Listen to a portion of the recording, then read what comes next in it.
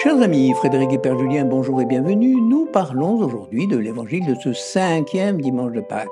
Moi, je suis la vraie vigne, dit Jésus, et mon Père est le vigneron. Bonjour Jean, merci de m'accueillir sur notre chaîne de vidéos paroissiale. Alors Jésus nous livre ici ses réflexions sur l'image de la vigne.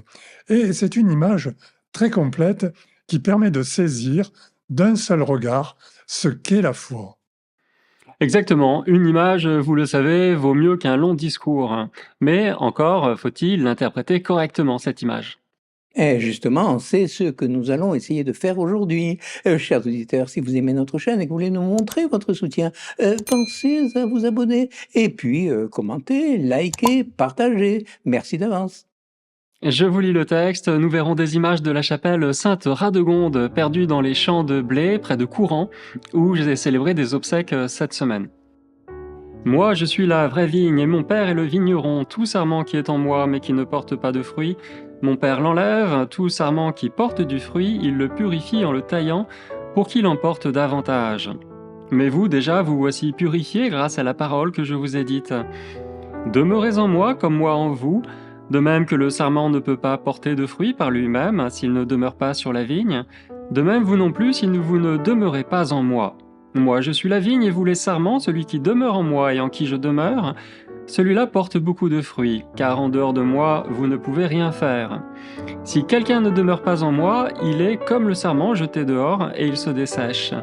Les sarments secs, on les ramasse, on les jette au feu et ils brûlent. Si vous demeurez en moi, que mes paroles demeurent en vous, demandez tout ce que vous voulez, et cela se réalisera pour vous.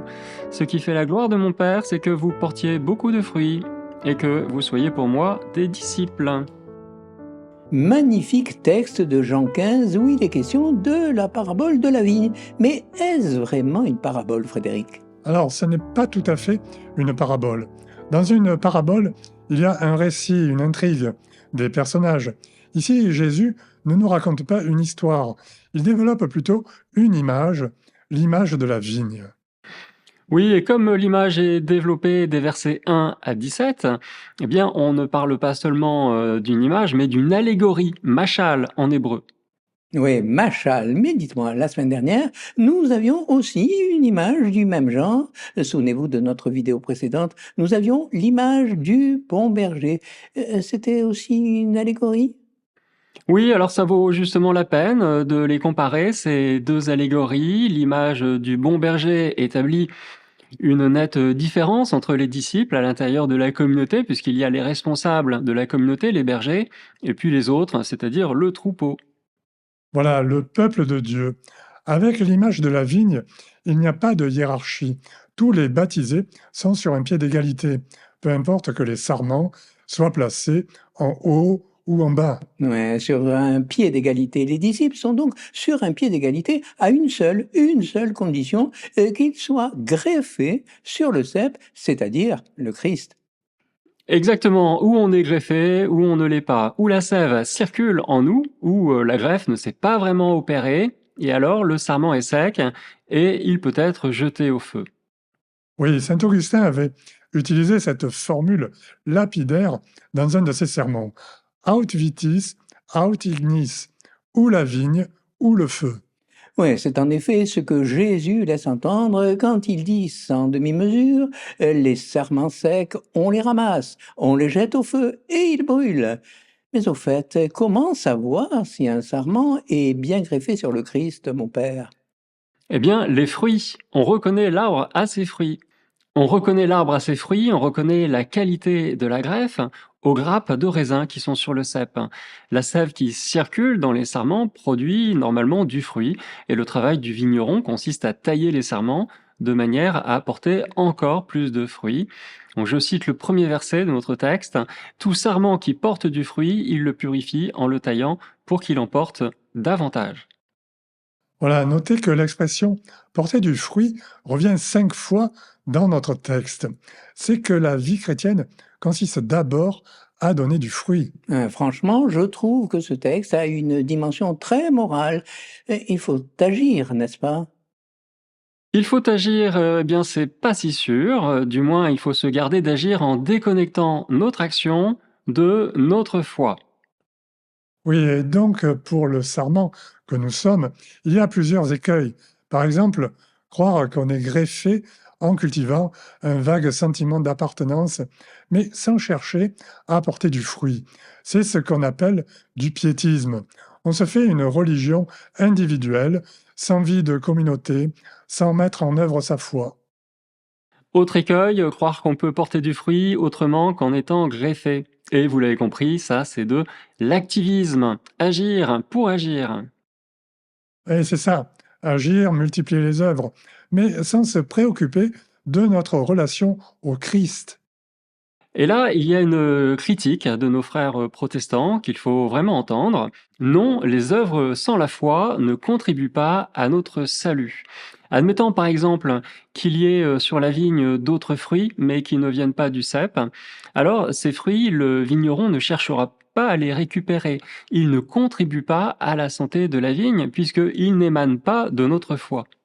Attendez, Julien, vous êtes devenu protestant, c'est ça? Dites-le. Non, en fait, ce sont les pères du Concile de Trente qui ont eux-mêmes été très clairs sur le sujet. Alors, je cite le décret sur la justification de 1547. Si quelqu'un dit que l'homme peut être justifié devant Dieu par ses œuvres sans la grâce divine venant par Jésus-Christ, eh bien, qu'il soit anathème. Autrement dit, essayer de porter du fruit sans être greffé sur le Christ ne nous fait pas avancer sur le chemin du salut. Et on voit que l'Église a pris très au sérieux les critiques de Luther. Elle en a même pris acte et a rédigé cette très belle synthèse sur la foi et les œuvres. Le Concile de Trente, un très beau texte, très synthétique, qui aurait plu d'ailleurs à nos frères protestants. Mais le problème, c'est que les thèses de Luther ont été publiées en 1517, 30 ans auparavant. Et l'Église a réagi beaucoup, mais vraiment beaucoup trop tard. En 30 ans, la réforme a eu le temps de se radicaliser et elle a même pris une dimension politique, si bien que beaucoup d'États européens se sont emparés des thèses de Luther pour prendre leur autonomie par rapport au pouvoir impérial et notamment à Charles Quint. Oui, et en 1555, la rupture était consommée. De fait, selon les princes ou les rois, les États devenaient ou protestants ou catholiques. Ah, hein, merci pour ce rappel historique. Il faut donc tenir ensemble la foi et les œuvres, être greffé et porter du fruit. Mais Père Julien, une question. Comment reconnaître les fruits qui proviennent de la foi? Dites-nous. Eh bien, c'est là que réside toute la difficulté de l'exercice. Il s'agit de faire les œuvres de Dieu, parce qu'il y a des œuvres qui nous obtiennent le salut et d'autres non. Pour cela, la règle est simple, on ne se trompe jamais quand on fait les choses par amour et amour de charité. Vous vous souvenez certainement de l'hymne à la charité, j'aurais beau faire ceci, cela, si je n'ai pas l'amour, j'ai manqué mon but. Ah oui, c'est un très beau texte. J'aurais beau parler toutes les langues des hommes et des anges, si je n'ai pas la charité, s'il me manque l'amour, je ne suis qu'un cuivre qui résonne, une cymbale retentissante. C'est dans la première aux Corinthiens au chapitre 13 et précisément verset 1, si vous prenez des notes. C'est pour cette raison que Jésus insiste tant sur l'idée de demeurer en lui. L'expression apparaît 8 fois dans notre texte, demeurer en lui. La greffe, vous voyez, c'est comme une inhabitation réciproque. Le serment appartient au cep et le cep au serment. Demeurez en moi comme moi en vous. Et pour que cette greffe prenne bien, Jésus nous dit un petit peu plus loin qu'il faut être fidèle à ses commandements. Je cite, si vous gardez mes commandements, vous demeurerez dans mon amour. Mon commandement le voici, aimez-vous les uns les autres comme je vous ai aimé. Oui, au fond, ce qui compte, c'est la foi vivante, une foi rendue agissante par la charité. En définitive, le commandement que Jésus donne à ses disciples pour rendre possible cette greffe n'est pas différent de celui qu'il a lui-même reçu de son Père. Et là, je vous cite la fin de l'Évangile que nous avons lu la semaine dernière, dimanche dernier, où il est question du bon berger. Donc vous vous rappelez certainement de ce verset. Voilà pourquoi le Père m'aime, parce que je donne ma vie pour la recevoir de nouveau. J'ai le pouvoir de la donner. Voilà le commandement que j'ai reçu de mon Père. Voilà le commandement que Jésus a reçu de son Père, se donner par amour. C'est aussi de cette façon que le sarment donnera un fruit qui plaît à Dieu. Et au cours du dernier repas, Jésus le redira à ses disciples en leur lavant les pieds. Je cite, « Si donc moi, le Seigneur et le Maître, je vous ai lavé les pieds, vous aussi, vous devez vous laver les pieds les uns aux autres. C'est un exemple que je vous ai donné, afin que vous fassiez, vous aussi, comme j'ai fait pour vous. » On le voit, Jésus se dépouille de ses vêtements comme de sa propre vie, et par amour, il se met au service de ses disciples. Jésus voit le Père se donner et il le fait pareillement. Vous voyez, c'est à partir de sa vie trinitaire que Jésus peut enseigner ses disciples. Jésus s'émerveille du don permanent que Dieu fait de lui-même et il manifeste cet amour divin par ses gestes, ses paroles, ses guérisons, ses exorcismes.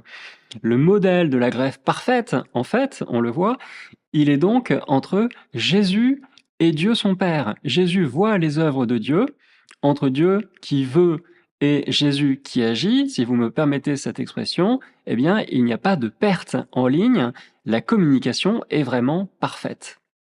Je cite ce passage qui est très éclairant sur la façon avec laquelle Jésus agit et sur le lien qu'il fait entre sa vie spirituelle et ses actions. Le Fils ne peut rien faire de lui-même. Il fait seulement ce qu'il voit faire par le Père. Ce que fait celui-ci, le Fils le fait pareillement, car le Père aime le Fils et lui montre tout ce qu'il fait.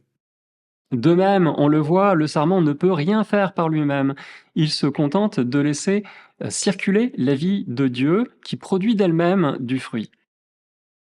Voilà, merci Frédéric et Père Julien. L'image de la vigne en Jean 15 paraît simple, mais en fait, elle demande à être mise en perspective avec d'autres textes pour comprendre comment les fruits produits par les disciples et qui obtiennent un surcroît de soins de la part du vigneron ne sont pas n'importe quel fruit, mais ce sont les actes que l'on voit faire par Dieu. Encore faut-il regarder par la prière ce qui se passe en Dieu, et ces actes-là sont des fruits de vie éternelle. Merci à toutes et à tous pour votre fidélité et on se dit à lundi prochain sur Culture Bible. Merci Jean-Paul, Frédéric et Daniel, et à lundi prochain.